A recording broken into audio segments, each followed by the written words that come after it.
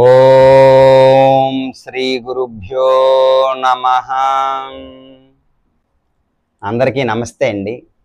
శ్రీమద్ భగవద్గీత 11వ అధ్యాయం విశ్వరూప సందర్శన యోగం నుంచి 33వ శ్లోకం.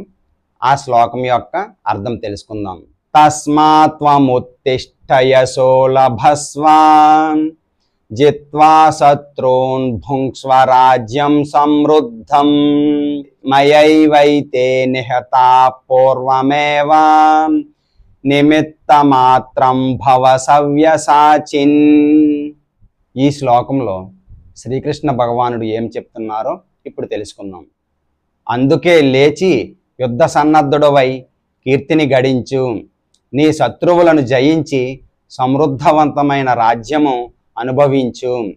నా ఏర్పాటుచే వారు ఇదివరకే మరణించారు. ఓ సవ్యసాచి, యుద్ధంలో నీవు కేవలము పనిముట్టువు మాత్రమే. విన్నారు కదండి ఈ శ్లోకం యొక్క అర్థం. రేపు మరొక శ్లోకంతో మళ్ళీ కలుసుకుందాం. హరే కృష్ణ.